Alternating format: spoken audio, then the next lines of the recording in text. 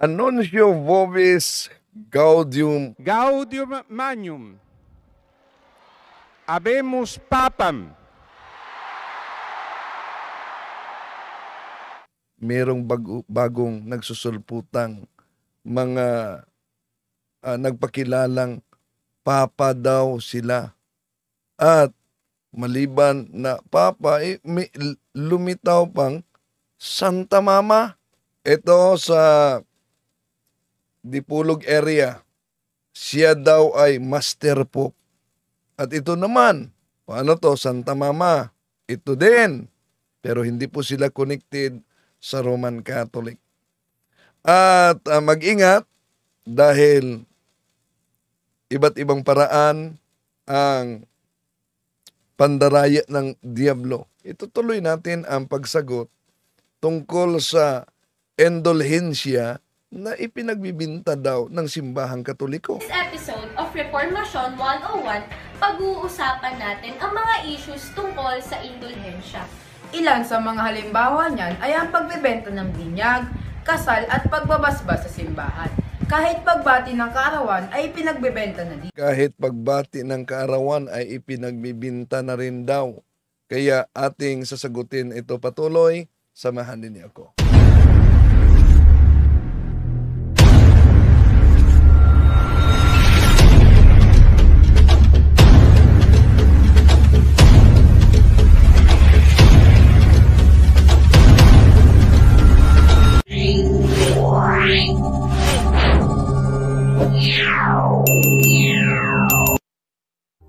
Kumusta? Ito yung lingkod Bradwindel Talibong, muli makasama ninyo sa pagkakataong ito. At kung bago lang kayo sa ating channel, inanyayahan natin na maghikayat sa ating mga kapatid na Katolikong magsubaybay. Huwag din kalimutan kung bago ka lang mag-like, huwag kalimutang mag-subscribe at pindutin ang bell button para updated kayo sa ating talakayan, mag-comment at i-share ninyo. Mga kapatid, isang babala, no? Dahil nagsilitawa na di lang yung mga nagsusulputang sekta, kundi yung mga nagpakilalang mga Santo Papa daw. Ito. Meron pang kasamang Santa Mama. Ito. At meron pang Master Pope. Ito. So, dami na talaga. Meron pang Santo Niño, may kaso na ngayon. At meron pang appointed Son of God, so dami na mga kapatid. Kaya, ito ang palatandaan na doble na talaga ang pagsisikap ng mga nagsusulputang sikta, lalo na ang ama mismo ng kasinungalingan, ang demonyo. So, daming mga kapatid natin ang nadala din.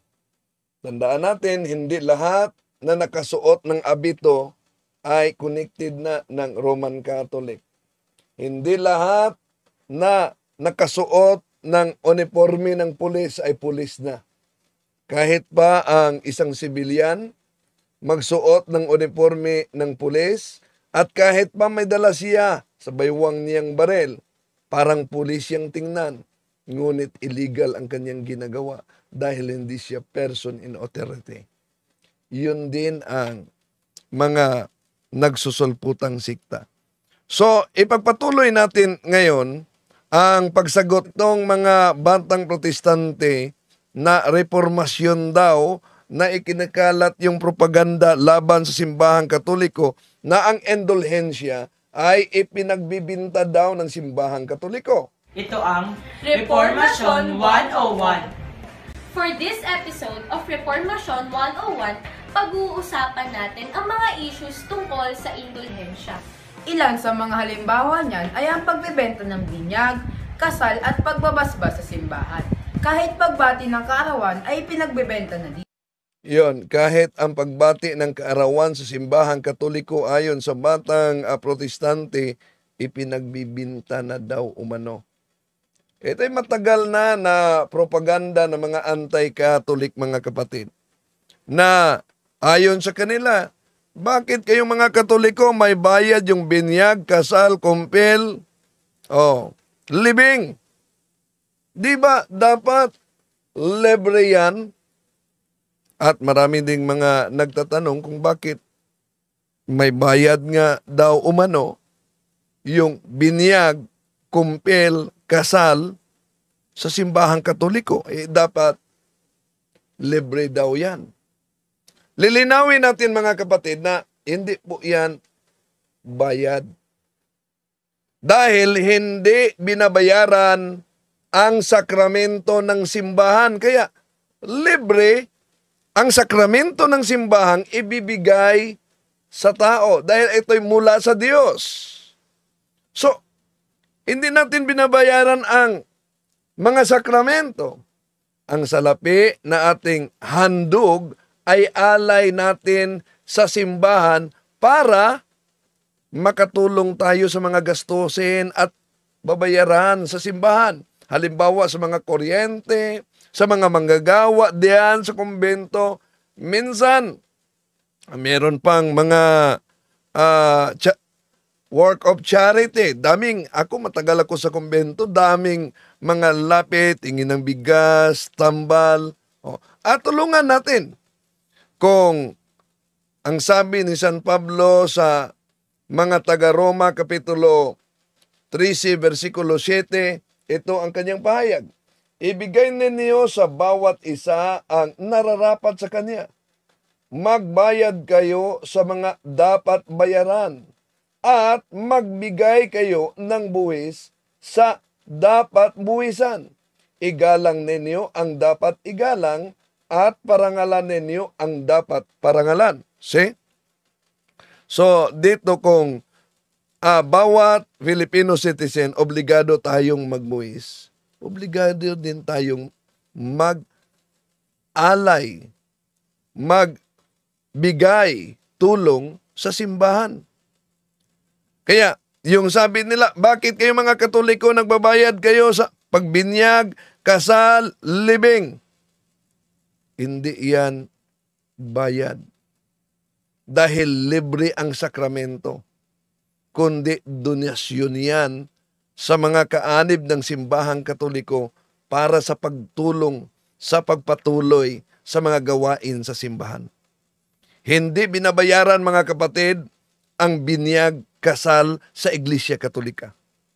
Totoong may ibinibigay na pera ang mga miyembro, pero hindi bayad yon, kundi donasyon yon para panggastos sa simbahan.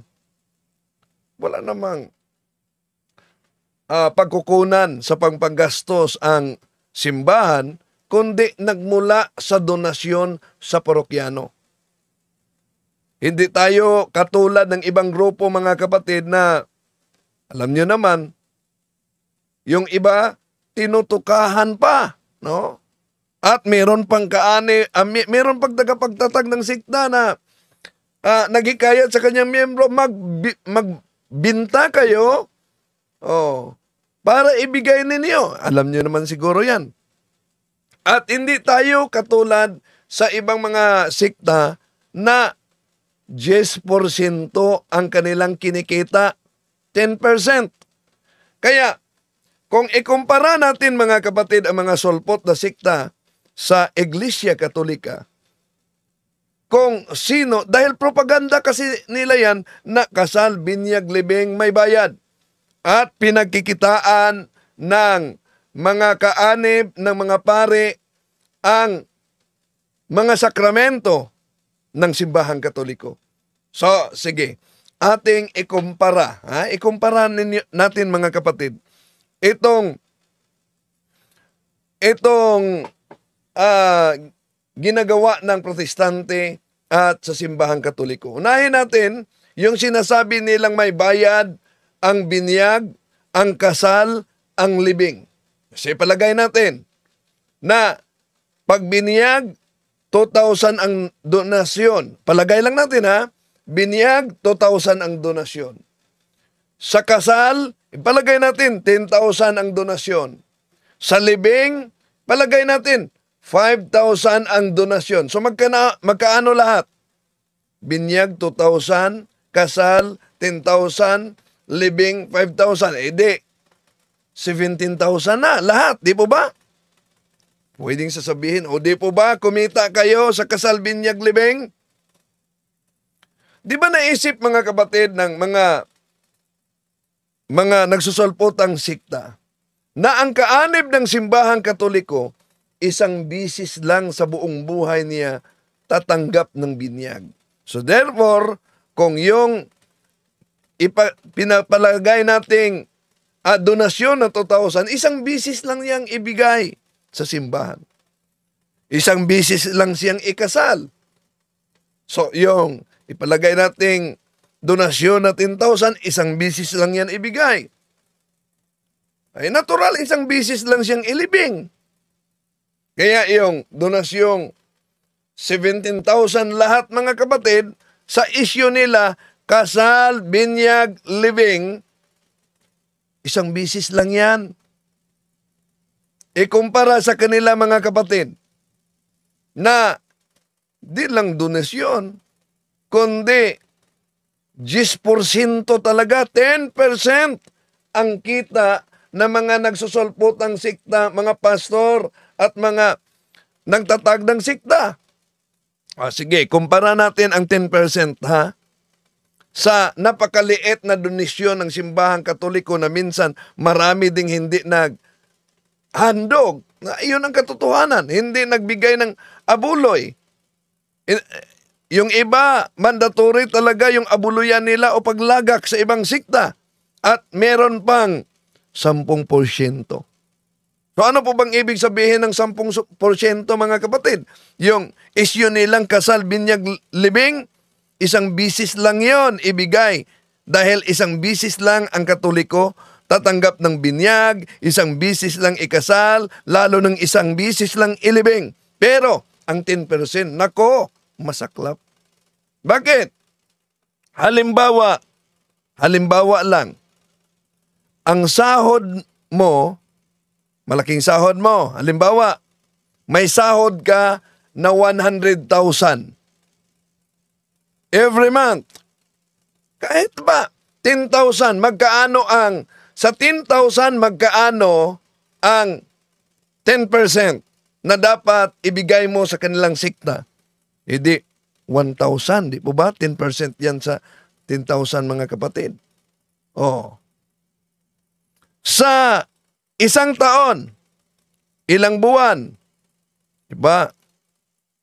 12 months. So, 12,000 na. Oh, 12,000 na. Halimbawa, kung ikaw ay may sahod na 100,000, edi obligado kang magbigay ng 10,000.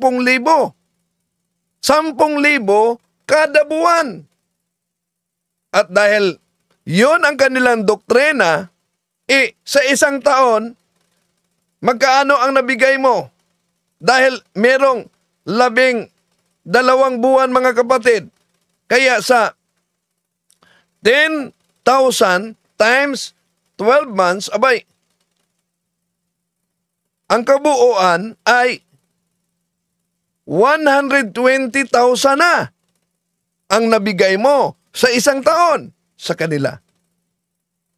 At kung kaanib ka niyan, sa loob ng 10 taon, yung 120,000 i-times mo sa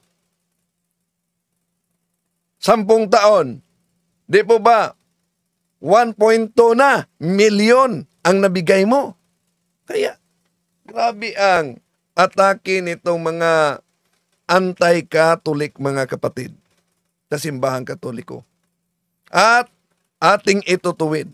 Magtanong kayo sa mga Katoliko kung tinutukahan ba ang mga kaanib ng simbahang Katoliko kung magkaano ang ibigay sa basket o sa sopot tuwing koleksyon. Di po ba napansin nyo, madalas merong piso, merong 5 ang ibibigay. Oh. At marami pang hindi nag-aabuloy. Yun ang katotohanan. Pero yan kasi ang nakasulat sa pahayag ni San Pablo sa ikalawang Korinto Kapitulo 9, versikulo 7. Ang bawat isa'y dapat magbigay ayon sa kanyang pasya, maluwag sa loob at hindi mapipilitan lamang, sapagkat iniibig ng Diyos ang nagbibigay ng may kagalakan. Malinaw. Yung ibang mga ngaral, naalala niyo yung ating tinatalakay dito, di po ba? Yung ibang mga ngaral, tinatakot na yung mga kaanib na hindi nagbigay ng 10%, mga kapatid. May mangyayari daw sa mga hindi magbibigay ng 10%. Okay. So, tuloy natin. Dahil na putol yung pagtalakay natin pagsagot sa indolensya. Ano ba yung indolensya? Biblical ba yon? Tama ba yung akusasyon mula pa sa ama ng mga protestante, si Martin Luther, na ibinibinta ng simbahang katoliko ang indulhensya? Tama ba? Ating tatalakayin at lilinawin, ito'y napakainit na issue dahil sa indulhensya, nagsimula na magrebelde si Martin Luther, ang ama ng mga protestante, at ang tawag sa kanyang pagre-rebelde ay reformasyon daw. Ano ba tong tinatawag na indulhensya, mga kapatid? Para malaman sa lahat ng mga Katoliko na kailangan talaga natin ito para agad-agad makapasok tayo sa kaharian ng Diyos. Una, ang indulhensya galing sa Latin na salita indulgare. Indulgare meaning to do kind. No? Yon ang indulhensya, mga kapatid. So ano po bang ibig sabihin sa indulhensya? Itong indulhensya na ibinigay ng simbahang Katoliko, ito po ang pag-alis sa parusa na dulot sa mga kasalanan na napatawad na sa kumpisal. Halimbawa, bakit meron pang parusa? Dahil God is God of justice. Halimbawa, meron kang sinampal sa publiko. Sinampal mo sa publiko yung isang tao at napatawad ka niya. Pinatawad ka niya sa pagsampal mo. Ikinumpisal mo. Pero yung pangyayari na maraming nakakita na sinampal mo at yung mga chismis, hindi yan agad-agad mabubura. Nanatili yan kahit yung kasalanan mo ay pinatawad na. Kaya, merong tinatawag na indulhensya na siyang magpaalis sa parusa na dulot sa kasalanan na pinatawad na sa kumpisal. At ito'y ibinibigay sa pamamagitan ng Santa Iglesia Katolika, ang iglesyang tatag ng ating Panginoon Jesucristo. At tandaan ninyo, mga kapatid, ang indulhensya ay isa ring infallible teachings. Hindi magkakamali, mga kapatid. Nakaturuan sa simbahang Katoliko. Meron tayong infallibility. Tutol ang ibang sikta. Pero, sasabihin nila, totoo naman na ang Biblia, hindi yan, hindi magkakamali ang Biblia. So, kung hindi nagkakamali ang Biblia, ibig sabihin, ito'y produkto sa infallibility teaching ng simbahang tatag ng ating Panginoong Hesukristo. So, ang tanong, bakit kailangan natin itong indulhensya, mga kapatid? Una, tuwing tayo'y magkasala, mga kapatid, magkaroon tayo ng pananagutan. Di po ba? Iyon ay liability. Meron talaga tayong pananagutan. Ito yung kung saan nadumihana ang ating kaluluwa at nang ikinumpisal natin ang kasalanan, nawala ito. Pero nananatili pa, matitira pa yung ilang kaparusahang temporal bilang kabayaran, bilang penalty na sa nagawa nating kasalanan. At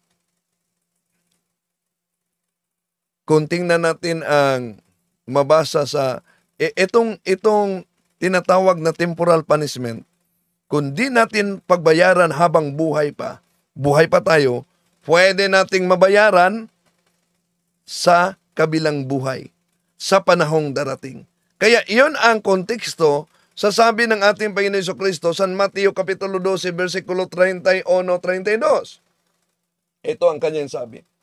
Kaya't sinabi ko sa inyo, mapapatawad ang anumang kasalanan at pagpalapastangan, ngunit hindi papatawarin ang pagpalapastangan sa Espiritu Santo. Sino mang nagsalita laban sa anak ng tao ay patatawarin. Ngunit, sino mang nagsalita laban sa Espiritu Santo ay hindi patatawarin maging sa panahong ito o sa panahong darating. Napansin niyo ba? Ang kasalanan laban sa Espiritu hindi patatawarin sa panahong ito at sa panahong darating. Iyon ang tinatawag na obstinacy and final despair.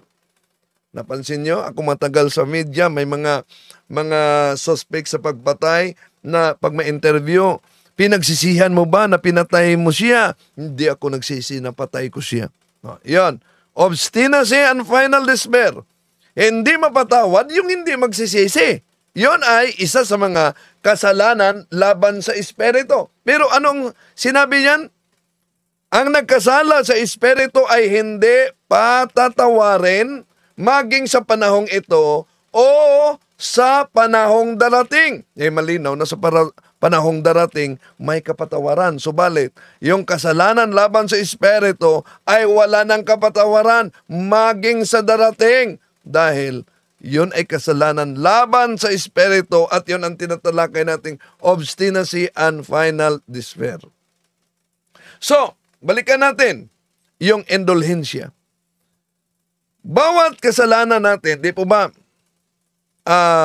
pag tayo'y nahuli sa traffic, pwedeng ma-impound ang sasakyan natin at magbayad tayo ng penalty.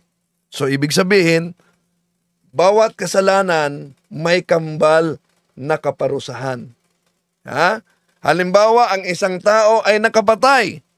Pwede siyang mahatulan, depende sa paraan ng kanyang pagpatay, pwede siyang mahatulan ng reklusyon perpetua. Pero, meron ding babayaran niyang damages. So kambal ang penalty, di po ba? Ganun din pag tayo'y nagkasalang mortal. Halimbawa, nagkasala kang mortal, may kalaguyo ka. Iniwan mo na yung kalaguyo mo. Iniwan mo ng kalaguyo mo. Bumalik ka sa asawa mo. So, pinatawad ka sa asawa mo. Ikinumpasyal mo yung kasalanan mo. Pero ang galit ng kalaguyo mo at galit ng asawa mo, hindi yun agad-agad mabura. So, umiikot ba ang epekto sa kasalanan? Yun ang tinatawag na merong temporal na kaparusahan sa kasalanang ginawa. At tanging ang indulhensya na ibinibigay ng simbahang Katoliko sa kondisyon na magawa ng serye ng spiritual works at yung mga requirements na ibinigay sa simbahan para makatanggap tayo ng tinatawag na indulhensya plenaria. Dalawa kasi klase ng indulhensya, mga kapatid. Partial indulgence at plenary indulgence. Ayan. Para maunawaan natin, isang simpleng analogy ang ating ibigay sa inyo. Halimbawa, may isang lalaki na naglaro, mga kapatid, ng basketball. At habang nagbasketball siya, di niya nasadya na yung bola ay tumama sa salamin na bintana ng kanilang kapitbahay. E di nawasak ang salamin. So nang nawasak ang salamin, pinatawad siya ng kaniyang kapitbahay, di naman sinadya. Pero kailangan niyang magbayad sa halaga sa nabasag niya bilang penalty sa kaniyang kasalanan. Ganon din ang indulhensya ng simbahang Katoliko, mga mahal na kapatid. Sa mga hindi nakaunawa, ano ba talaga itong indulhensya plenary? Plenary indulgence. Pero, hindi sa pamamagitan ng pagbayad na literal na pera, kundi sa pamamagitan ng serye na spiritual works. Tulad ng pilgrimage, rosary together with the family, pagbisita sa loob ng 30 minutos sa Adoration Chapel, prayer for the Pope, bukal pusong pagsisisi, act of contrition, good works, pagbisita sa kulungan, pagbisita sa hospital, mga kapatid, yun ay o kaya'y pagsama kung merong ilibing, o kaya'y panalangin para sa mga yumao. Yun ay ilan lang sa mga requirements ng simbahan para sa hinihiling na indulhensya. Plenarya.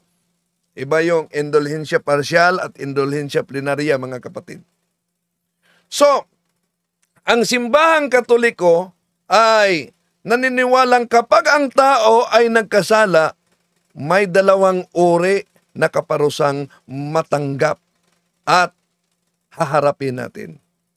Una, pag mortal na kasalanan, of course, meron tayong eternal. Ibig sabihin, kaparusahang paghihirap sa impyerno pag mortal na kasalanan. Alam niyo naman siguro ang elemento ng mortal na kasalanan. Alam mo na kasalanan yan, sadya mong ginawa ang kasalanan, at malaki ang damage sa naturang kasalanan. So, una na kaparusahan na matanggap, eternal punishment. Yung parusang paghihirap sa impyerno. Pero maliban sa tinatawag na eternal punishment, meron pang temporal punishment. Kaparusahang habang ikaw ay buhay o kaparusahang kung ikay patay na sa purgatorio. Dan doon ang problema sa ibang sikta na hindi maniniwala ng ganyan, mga mahal na kapatid. No? Pero tatalakayin natin yan. Isa-isahin natin at lilinawin natin para bawat isa sa atin kailangan talaga na magkamit nitong tinatawag na plenary indulgence and how to obtain plenary indulgence. Dahil ayon sa Catechism of the Catholic Church, plenary indulgence can be obtained under the usual conditions. Balikan natin, yung kaparusahan, pagmortal na kasalanan, eternal punishment, at merong temporal punishment. So para mawala, para matanggal itong kaparusahang temporal, dahil ang makapatanggal sa atin, sa simbahang Katoliko, sa eternal punishment, yung act of contrition at ikinukumpisal natin at willingness nating i-reform ang damage. So, para matanggal itong tinatawag na kaparusahang temporal, mga kapatid, ang tao na iyon ay kailangan na makatanggap ng indulhensya plenarya. Alam niyo ba sa Biblia, itong kaparusahang temporal ay nangyari din kay Propeta David. Noong nakagawa siya ng mabigat na kasalanan, yung kasalanang pangangalunya sa babaeng si Bathsheba, adultery yun, di po ba? Na may asawa, pinatay pa ni David ang asawa ni Bathsheba na si Uriah, isang general. Pinatay. Pero si David ay nagsisisi sa kanyang kasalanan. Inilahad niya ang kanyang kasalanan, ibig sabihin, ikinumpisal niya ang kanyang kasalanan sa propeta, sa isang pare na si Nathan. At sa pamamagitan ni Nathan, napatawad ng Diyos si propeta David. Ngunit merong temporal punishment na dapat niyang pagdurusahan. Ano yon na temporal punishment?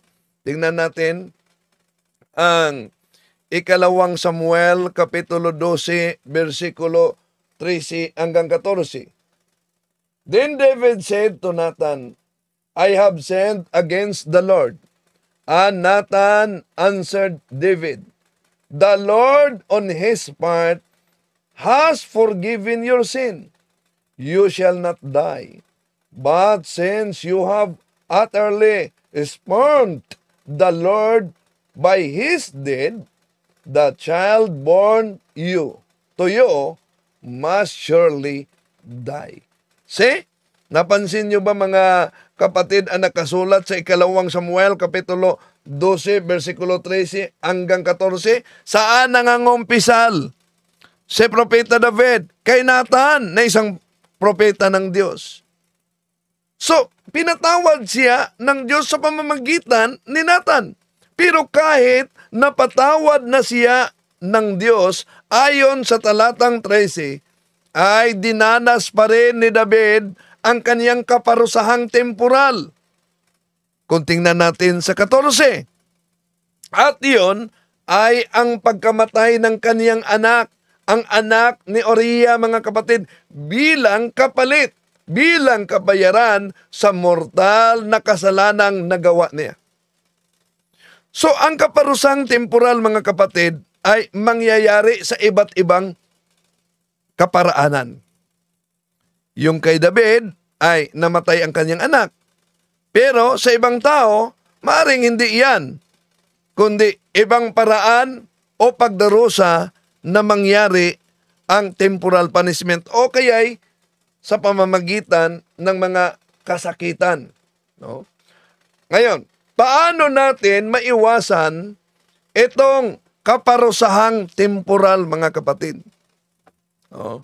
Paano natin maiwasan ito? Muli, tanging ang indulhensya plenarya lamang, plenary indulgence, ang magpapawala, mga kapatid, sa penalty o kaparusahang temporal sa pamamagitan ng serye ng spiritual works of mercy tulad ng pilgrimage, rosary, prayer for the Pope, bukal na pusong pagsisisi, good works, tulad ng charities, at iba pa. So, lahat ng itong mga requirements na ito sa simbahan, mga kapatid, ay hinihiling na requirements para sa indulhensya. At dito na papasok ang paniniwala sa simbahan na justification by works. Ito ay wala sa ibang sikta. Halimbawa, sa Philippians chapter 2 verse 12, ito ang ating mabasa. So then, my beloved, obedient as you have always been, not only when I am present, but all the more now when I am absent, work out your salvation with fear and trembling. Ano daw? Work out your salvation. Hindi lang, okay, maniniwala ka lang, tanggapin mo si Jesucristo bilang tagapagligtas, ligtas ka na, and once saved, always saved. Hindi lang yan. Sa Jeremiah chapter 17 verse 10, ito ang ating mabasa. I, the Lord, search the heart, I taste the mind, to give each person according to his ways, according to the results of his deeds. Ano yan? Ano daw? According to the result of his deeds. Saan naman ngayon ang sinasabi nila na maniniwala lang kayo, di na kailangan ang mga mabuting gawa, ligtas na kayo. Ano pa ang sabi ni San Juan, diyan sa Revelation chapter 20 verse 23. I will also put her children to death. Thus shall all the churches come to know that I am the searcher of hearts and minds, and that I will give each of you what your works deserved. Ano daw? Anong ibigay niya? I will give each of you what your works deserved. Napakalinaw mga kapatid. Na kaya involved talaga ang mga mabuting gawa at huhusgahan tayo sa paghukom ayon sa ating gawa. Kaya nga, mayroon tayong kasabihan, di po ba? Nasa Diyos ang awa, nasa tao ang gawa. Dito papasok na yung spiritual works of mercy, yung good works, mga kapatid, na kinakailangan na ma-meet ng isang Katolikong humihingi sa indulhensya plenaria sa simbahan. Kaya nga, sa sulat ni San Pablo, anong sabi niya sa Santiago, James chapter 2, verse 18? Ito sabi niya, indeed someone might say, you have faith and I have works. Demonstrate your faith to me without works, and I will demonstrate my faith to you from my works. See? Asa na ang sinabi nilang, di na kailangan pa. Di na kailangan pa yung mga mabuting gawa. Maniniwala, sumasampalataya lang kayo. Anong mangyari kung may pananampalataya ka, ngunit wala kang gawa? Sa James chapter 2 verse 26, for just as the body without a spirit is dead, so also faith without works is dead. Nako, patay pala yung mga may pananampalataya, ngunit walang gawa. So, faith without work is dead. Binanggit yan. Napatay ang pananampalataya kung wala itong mabuting gawa. Kaya walang kahulugan, mga kapatid, na umasa ka lang na ikaw ay maliligtas kung wala ka namang ginawa. At dito na papasok yung tinatawag na spiritual works. Yung mga good works na kakailangan natin bilang mga Kristiyano, lalo na sa mga Katoliko na humingi sa mga indulhensya plenaria. At patuloy pa, no? Kailangan tayo magbisita ng sementeryo hanggang Pizza 8, mga kapatid. Pizza 1, Pizza 8. Iwan ko kung nagawa ba ninyo yan. No? So, yun po, mga mahal na kapatid, ang simbahang Katoliko lang ang nagbigay dito. Dahil si Kristo na nagsabing itayo niya ang kanyang iglesia, San Mateo 16:18, at ang iglesia nito, binigyan niya ng otoridad na ideklara dito sa lupa ay papayagan doon sa langit. Ito ang mabasa natin sa Mateo Kapitulo 16, 18, 19. And so I tell you, Peter, you are a rock, and on this rock foundation I will build my church, and not even death will ever be able to overcome it. I will give you the keys of the kingdom of heaven. What you prohibit on earth will be prohibited in heaven, and what you permit on earth will be permitted in heaven. So, napakalinaw, mga kapatid, ang nakasulat. Kung pinapayagan man sa simbahan na mawala ang kamparusahang temporal sa isang mananampalataya sa pamamagitan ng pagtanggap ng indulhensya plenarya, yon ay pinapayagan din sa langit. Yun ang otoridad ng simbahang Katoliko, mga kapatid. Para maunawaan ninyong mabuti ang plenary indulgence, para maunawaan yung mabuti ang plenary indulgence, halimbawa, merong isang nakulong at nang nakulong siya, ang pinapataw sa korte sa kanya, mga kapatid, ay makulong siya habang buhay at magbayad siya ng damages.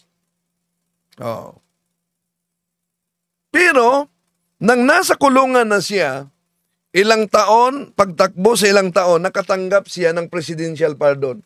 Anong mangyari pag ang isang bilanggo ay nakatanggap ng presidential pardon? Yung desisyon sa korte ay mapawalang bisa. At dahil sa tinatawag na presidential pardon, siya ay makalabas sa kulungan.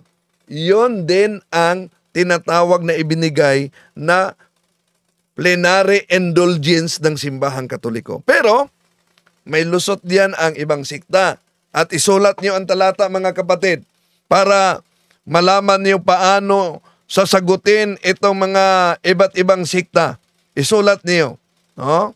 I-download niyo itong video dahil sinabi ng mga anti-indulhensya, anti-Catholic, sa Biblia, ang grace of God ay free gift. Libreng ibinigay ng Diyos yan.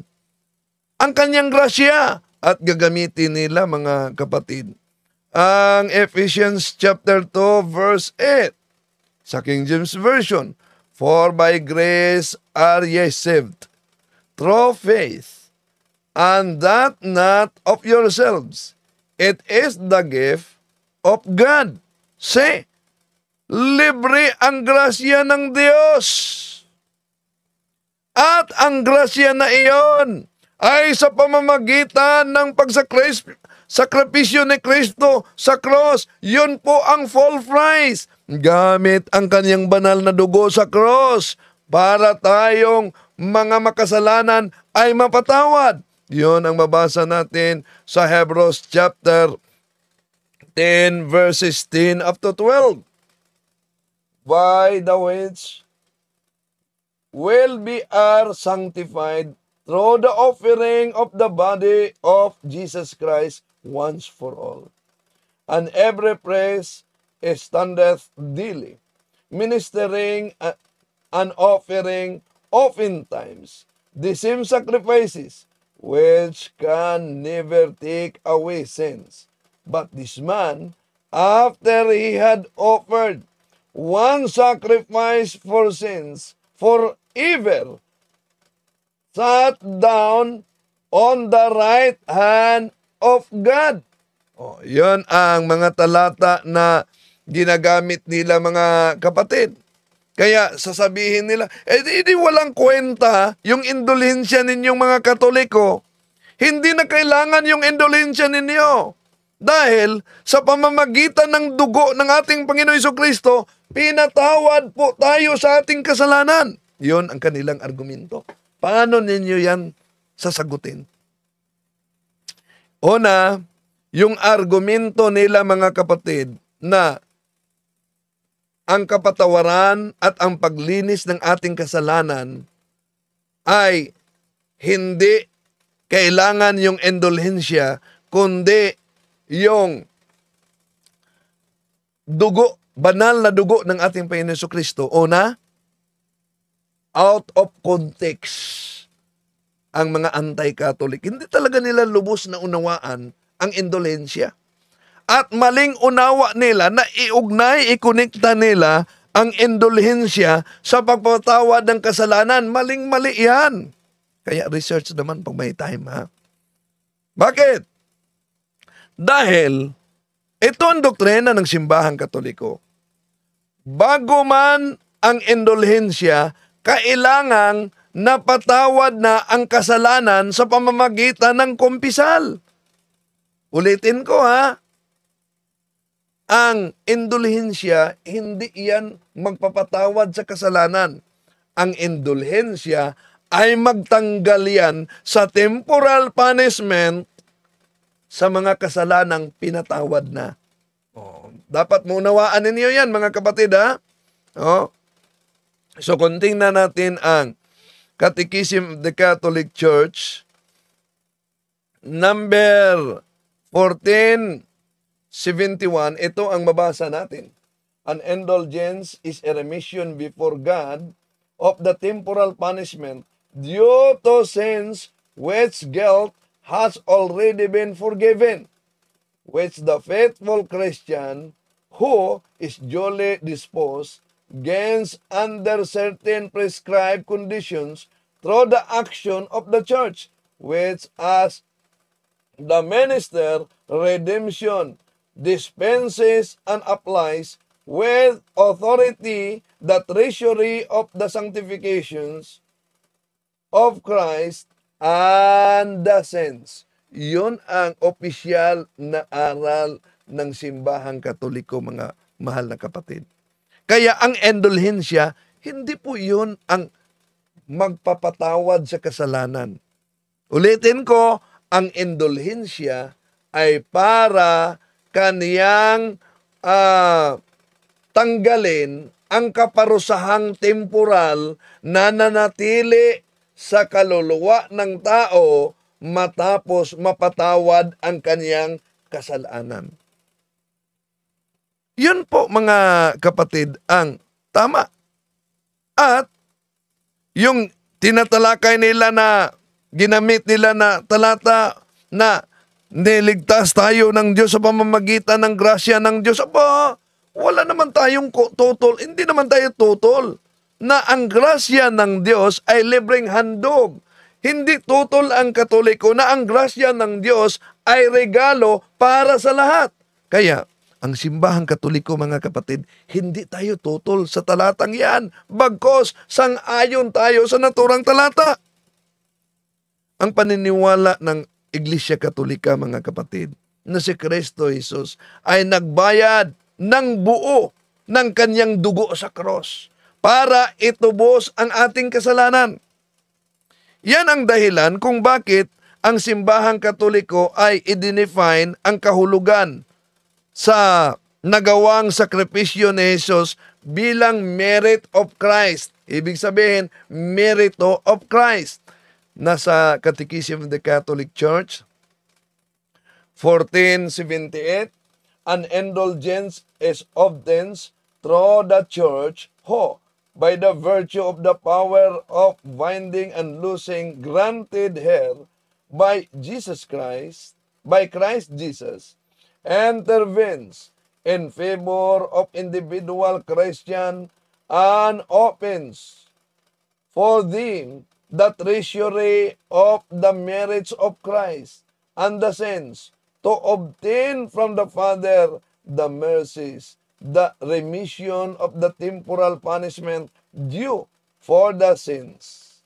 Thus, the Church does not want simply to come to the aid of these Christians, but also to spur them to works of devotion, penance, and charity.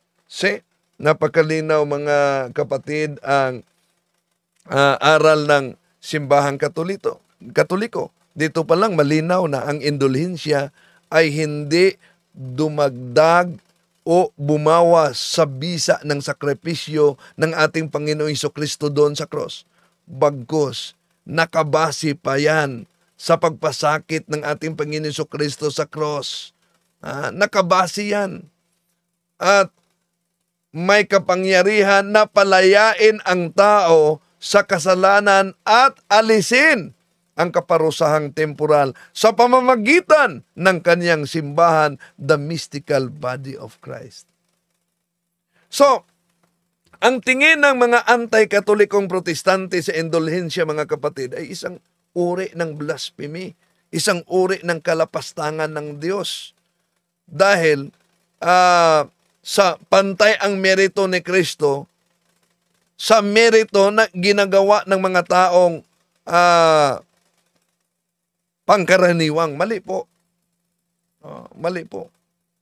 Kung tingnan natin sa Biblia, mga kapatid, kahit sa Biblia, binigyan diin ang katotohanan na ang mga Kristiyano bilang tao ay kailangang makibahagi sa katubusang pagpasakit ni Kristo dun sa cross. Yun nakasulat sa Thessalonians chapter 1 verse 24. Ito ang mabasa natin.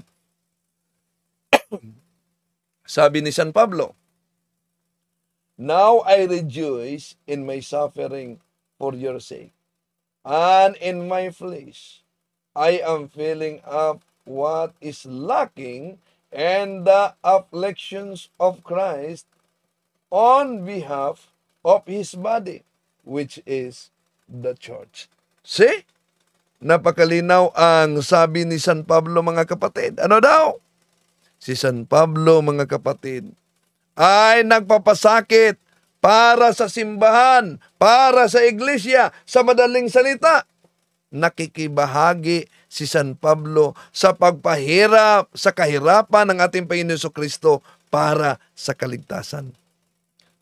Kaya, kahit ba labis-labis na ang pagkasakit ng ating Panginoon Jesucristo doon sa cross, perfect naman yung kasakitan niya. Pero tayo bilang Kristiyanos ay inaniyayahang makibahagi dito. Si San Pablo ay nagsalita tungkol sa kaniyang sariling papel sa kaligtasan. Para makumpleto kung ano man ang kulang o mano sa pagpasakit ni Kristo. Yun ay tinatawag na mode of speech, paraan sa pananalita, na si San Pablo, mga kapatid, kung saan binanggit niya na pagpunan kung ano ang kulang sa pagpasakit ni Kristo, ay inanyayahan tayo to suffer with Christ para sa kaligtasan. Kaya si San Pablo, mga kapatid, tungkol sa kaniyang sariling papel sa kaligtasan, ganun din tayo. Pwede tayong makibahagi sa katapusang pagpasakit sa ating Panginoong Jesucristo, na magagamit natin sa ating sarili at magagamit natin bilang penitensya, spiritual works of mercy o good works na ibibigay sa simbahan bilang requirements na indulhensya gaya sa ginawa ni San Pablo. Kaya nga, balikan natin ang Philippians chapter 2 verse 12. "And so, my dear friends, just as you have always obeyed, not only when I was with you, but even more now that I am absent, continue to work out your salvation with fear and trembling." Napakalinaw ang sabi ni San Pablo, mga kapatid. Continue to work your salvation with fear and trembling. So ang indulhensya ay hindi makakapagpatawad sa kasalanan. Ang indulhensya ay para pawalain ang kaparusahang naiwan matapos mapatawad ang kasalanan. Kaya mga kapatid, inanyahan tayo sa simbahan na ating makamit ang mga plenary indulgences attached to our good works and prayers.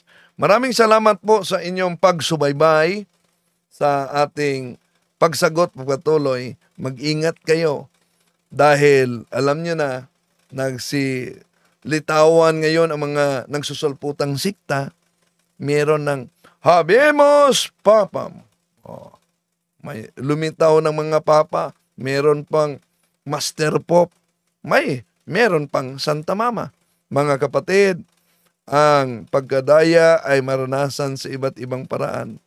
Pero ang napakapait, pangmadaya tayo sa pananampalataya dahil nanganganib pati ang ating kaluluwa. Kaya, fides quarens intellectum, ayon kay San Agustin, faith seeking understanding. Maraming salamat po. Hanggang sa muli. To make his message known is our responsibility. So here we are to pledge our lives to the Lord of eternity. I am Catholic, I am alive, I am the gospel, I am the light.